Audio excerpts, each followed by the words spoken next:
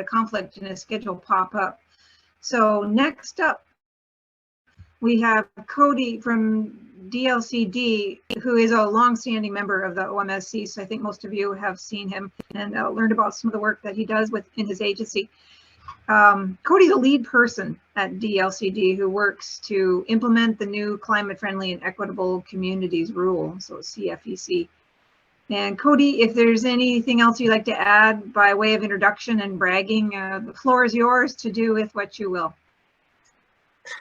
Thanks, Becky. Appreciate it. Yeah, good timing for a segue because I'll have a little bit to talk about the displacement risk on upzonings, and figure out my screen share here. Yeah, so good afternoon, everyone. Cody Meyer, Land Use Transportation Planner with DLCD, and here to talk a little bit about, and can everyone see that? Yes, we can. Yes. Yep, it looks perfect. Perfect, thank you. Yeah, just Carol asked to maybe put a little presentation together here for some of the equity analysis in the climate-friendly equitable communities rules.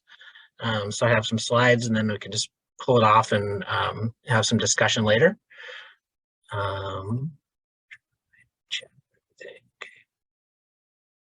So on one screen, so I cannot see your chat. So if you have any questions, just interrupt. It sounds like everyone's pretty familiar with these rules, but I'll just give a quick background here. There's really, you know, as the title says, there's two main objectives. So meeting our climate pollution reduction goals, and then talking today about prioritizing equity in underserved populations. Here's just kind of the background of how at DLCD, we really, I mean, just similar to Adam, you're talking about your engagement process, and we use a lot of the same techniques here. We spend a lot of time scoping and doing interviews, getting our contracting together so we could do stipends for folks to, you know, represent on the committee. Did a really detailed demographic analysis for our advisory committee, looking at what's the demographic makeup of the metropolitan areas and trying to get folks to kind of represent key populations in that. Another thing that we ended up doing was this agency budget request that most agencies I think are going to be doing going forward is doing a racial equity impact statement. So really looking at the rules and the implementation and our budget request through a racial equity lens. And so that was something where we had to put on a number of outreach efforts. So we did a community needs forum, we did a lot of interviews, and of course I worked with our government partners to try to get at how can you meaningfully do community engagement to get to the equitable outcomes in the rules. And just briefly, I'll flip through some slides here, is we really kind of did a lot of equity in process, as I was talking about, really tried to come up with these foundational principles to center the voices of underserved populations, really lean on community-led engagement, recognize intersectionality and discrimination, place a lot of value on lived experiences, and realize that folks are coming from different places and everyone has a valuable input to bring to the table. And one of the things I think is challenging with our work is that we really get down and deep into some very wonky material, and trying to convey that to folks who are just kind of walking in off the street. It was a real challenge for us, but a really great learning opportunity as well. We worked really hard, and I would say basically these principles are what's in the rules. We kind of led by example. So a lot of these principles, this is kind of what we did, but we also are baking these into the rules as best practices for cities and counties. Plain language formats, I think, is really key to communicate.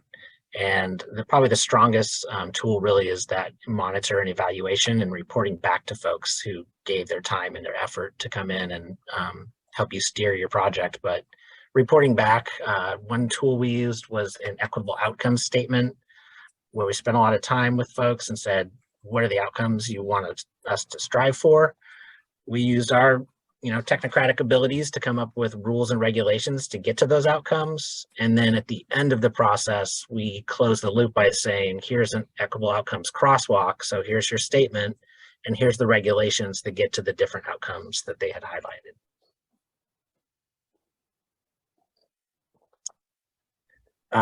So the rules really just have these key outcomes. Is we really want to stabilize underserved populations. So, folks are obviously, if they want to move, they can move, but we don't want folks to be having to move because of policy choices.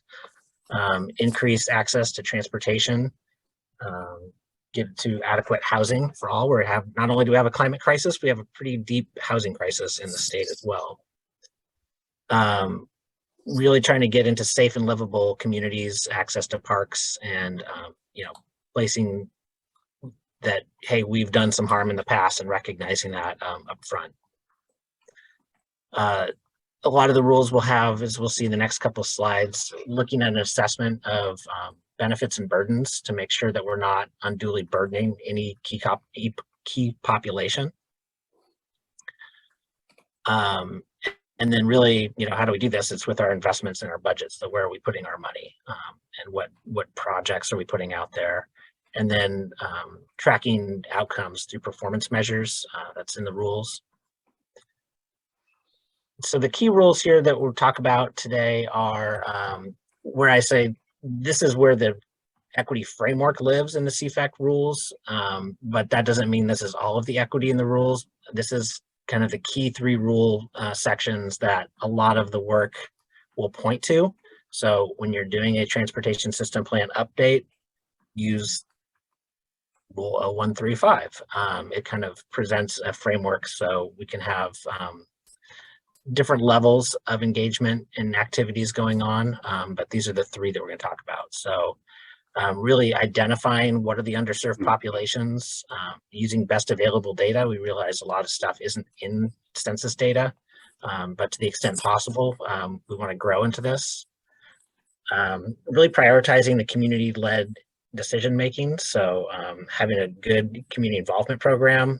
We've had this for a long time, so utilizing a lot of the Goal 1 community involvement is okay. But really working with underserved populations, doing benefits and burden assessment, and then reporting. So as you go along, make sure you're reporting back to those groups. The equity analysis is where this all comes together, and this was built on something that's a best practice, and a lot of cities are using it around the nation. It's called a racial equity toolkit. So we had worked with Steve Lee from the governor's office, who had set this up in the city of Seattle years ago, and provided us a lot of information. And really, this is the key framework for these racial equity toolkits. It's pretty basic planning, but kind of put to a pointed purpose. And in our rules, we have 2 different levels of this, because we realize that this is a lot. Community engagement is great, but it can be very expensive and time consuming. So we came up with 2 different levels. So one is an engagement focused equity analysis. So for smaller activities, it's really just community engagement and making sure that you're co-creating and co-learning together. So gathering data and presenting it to the group, doing this kind of assessment of, where are these changes happening? What kind of things have happened in the past? Coming up with strategies, and then reporting back to that group as to here's the findings, here's the results. For major transportation system plan updates, they would go through a major equity analysis. So it's the same as the community engagement level, but it's just a little bit deeper. So it really does rely more on getting standing groups together. You're going to be going through a TSP. You're going to be doing a lot of memos. You're going to be making a lot of decisions, but coming up with outcomes and shared outcomes, and coming up with indicators to track and report back over time. Next, I'll get into what we're talking about a little bit earlier is on our climate-friendly area zoning. Our commission asked us to look into anti-displacement and gentrification. So they directed staff to include into the rules that when cities and counties do their CFA zoning, that they actually use the anti-displacement. They don't have to use the toolkit. We're providing it at their, if they would like to use it. So we're going to have some data coming out in the next week or two. But to really identify risk and then adopt policies. So in phase one, this year and ending in December of 23, we're doing CFA studies. So we're working with 15 jurisdictions around the state to really kind of come up with candidate areas. And as a part of that, looking at identification of risk. So we'll have a map of anti-displacement risk map that we can overlay a candidate CFA and say that's an area of risk. And then looking at potential policies that would mitigate that risk. This tool was developed a couple of years ago through House Bill 2003 and the housing production strategy work. So the nice thing is we're creating this map. We have a methodology to fall back on, and we're kind of working with another agency, the housing agency, to come up with the mapping tool itself. And then we can use that tool to crosswalk with a pretty massive table of mitigating strategies that would be used for each types of risk. So not all risk is created the same. And so it's pretty basic GIS overlay. Here's an area, here's the risk type, and then a city can look at the different strategies that would be appropriate for that risk type and pull out some potential policies to include with their study. Now in phase two, we're asking for cities and counties to do the adoption of the zoning. So actually to make the plan amendments. And at that time, they're going to have to come up with the policies and strategies that would go along with that and implement that at that time. So there's two parts to this analysis. One is the spatial, so the GIS. We're putting out a map in the next couple of weeks. We're just putting the final touches on it this week. Basically looking at the mismatch of people and housing by neighborhood type, using neighborhood typologies, looking at the kinds of risk and consequences that could happen. Obviously, in this case, we're doing some upzoning, but we'll also be doing, some increased transportation investments on multimodal transportation infrastructure in these areas. And so what we're really ultimately asking is, are we getting to the housing needs and not having any unintended negative consequences? So this is census data. We're looking at the census tract level at this time, although I think that we'll be looking to some updates. We're looking at possibly getting down to the block group if possible.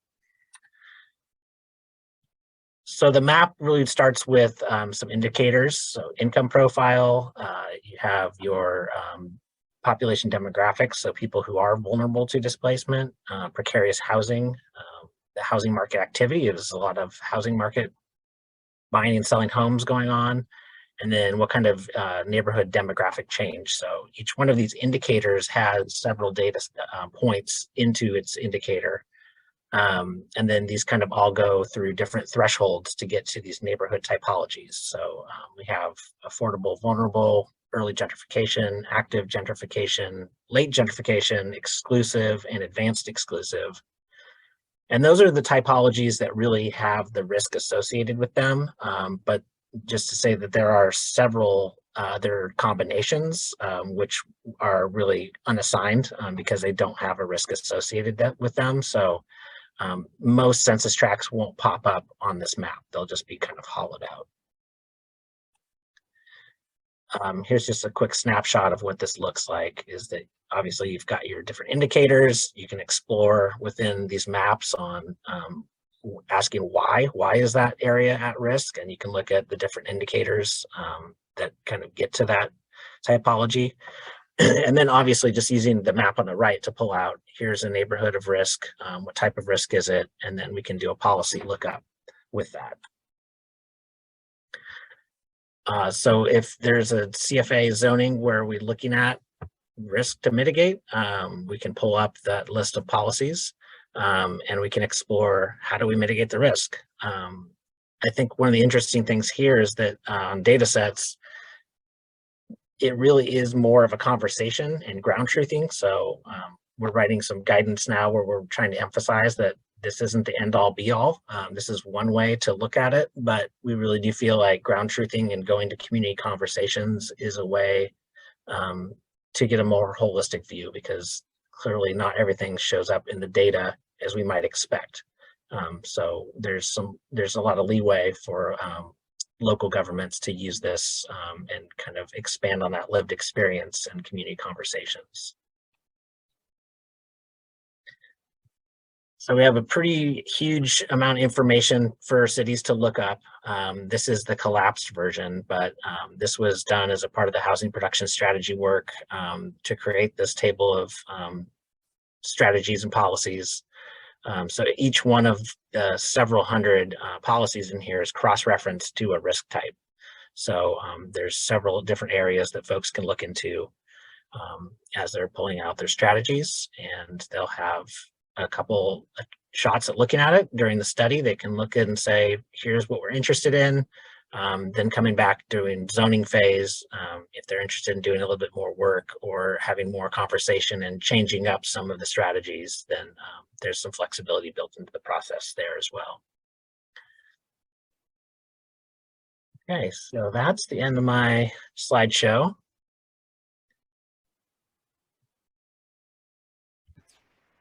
Any questions or comments? Yeah, we have plenty of time for questions, so it's really great having you here with all that knowledge and experience. People should go ahead and take advantage of it.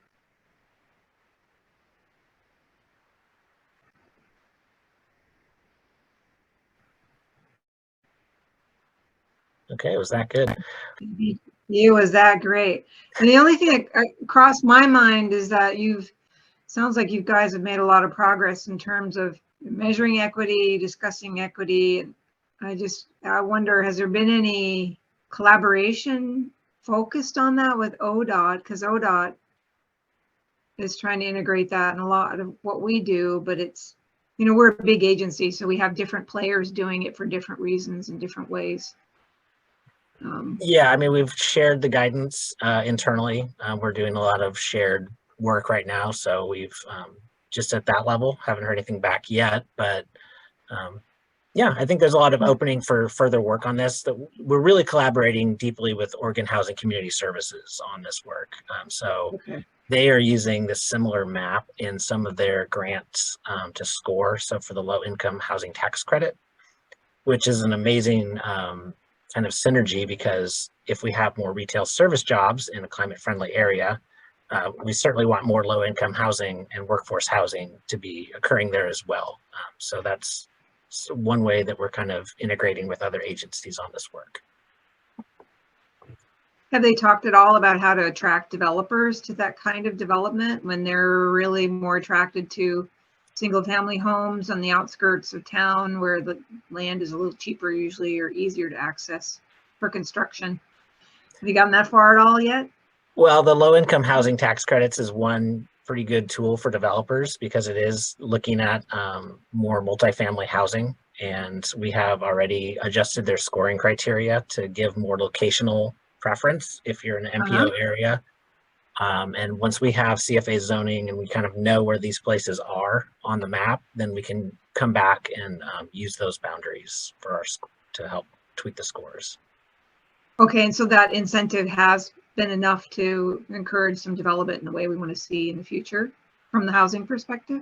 Yeah, we just had the tweak last year, so I think it's too soon to tell, but they have a pretty massive investment in funding for this kind of stuff, and we're just continuously working on this.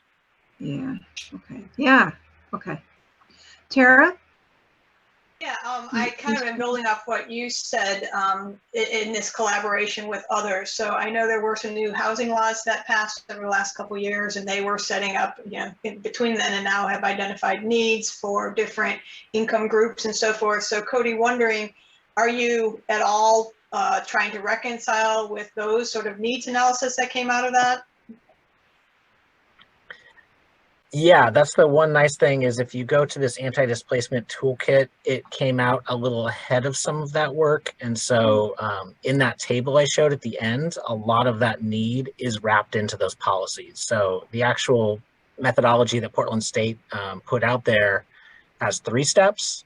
And subsequently, we've kind of eliminated the need for the first step because we've already looked at, here are the types of typologies, and here are the type of strategies and need and housing types within each of those. So it really simplified things. And we're, like I said, we're putting out some guidance on this in the next couple of weeks that I think will be a little bit more straightforward for folks to grapple with, because I know myself taking on the 150-page document kind of outlining what the tool would look like, it was pretty daunting. So we're trying to kind of trim that down. Great. And just so that this crowd might be interested, those are two things to get to sort of building code, right? You're doing this sort of broad thing and then getting into the building code. A parallel effort for things like in the regional travel models that may even involve OMSC at some point is to kind of translate those into what are the land use assumptions in our regional travel model. And so that's kind of an effort too, because it's taking, hey, the build out of the building zoning policies and trying to say what's going to happen in the next 20 years. And so working with communities, or methodologies, I should say, on that is part of some of the CFEC implementation. Yeah, I'm happy to have more conversation on that. I think ultimately it's going to have to wait until the cities do the zoning, and we have some deadlines in the rules, but a lot of flexibility for extending those deadlines in the rules. By early 2023, we will have a call right now for local governments to submit alternative dates, and then probably, I think the due date is January on that, and then we'll kind of, you know, early next year, we'll be able to stand back and look at it and say, okay, this is where everyone's at and where we expect to see things occurring over the next decade. So there's a lot of work and a lot of time in between. Right. So probably not get to what that means for travel models till late next year. Yeah. All right, Peter, you have a question? I do. Hey, Cody. Hey, Peter.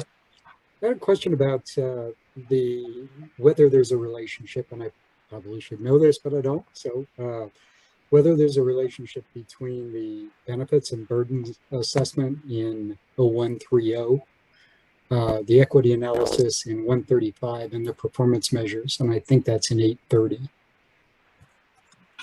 Performance measures in 905. You probably know it better than I do. I'll just ask the more generic question between those two components, the equity analyses and the performance measures. Yeah, a lot of the performance measures, and I will say this is different for your region or for any region doing a scenario plan, although they can use those as well. But a lot of those default performance measures that we put out there really do have a underserved population lens to them. They say, put it in climate friendly areas, do some investment in underserved population neighborhoods.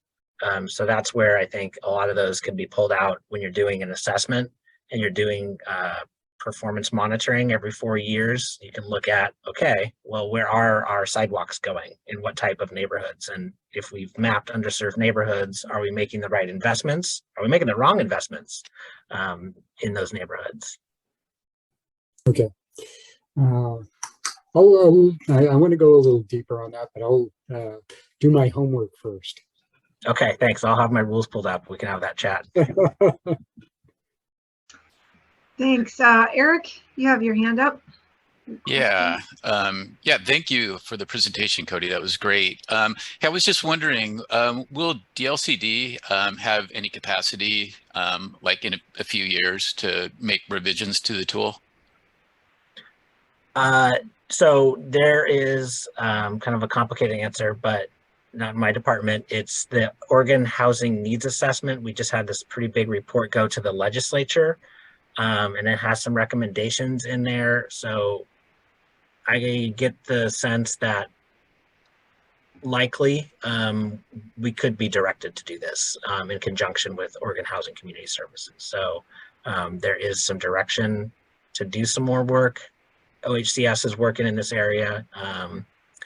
So yeah, as it sits right now, this is the tool we have, but I certainly saw a couple things in there that I would like to improve on. And I think that that's something that we're interested in for sure. Yeah, the reason why I ask is, I'm just wondering if there'll be things that, come out of the Environmental Justice Council for, recommendations for like cumulative risk assessment that might, affect the tool at all. Yeah, I mean, the great thing is it's not something that's like adopted by us. It's a tool that we're putting out there for use, and it's one way to get at a displacement risk assessment. It's not the way. The rules don't say you have to use it. It says, kind of get at fair housing outcomes. So yeah, we can definitely update it at any time. And Okay, we're interested in working with you on that. I'm really interested. I have to peel off for another meeting. I really wanted to stay for this next presentation. So hopefully someone's recording it. Thanks, Cody. Yes. Yeah, it's being recorded, and the slides too, we'll have them. So thanks so much, Cody. Great, thank you all. Thanks for shifting on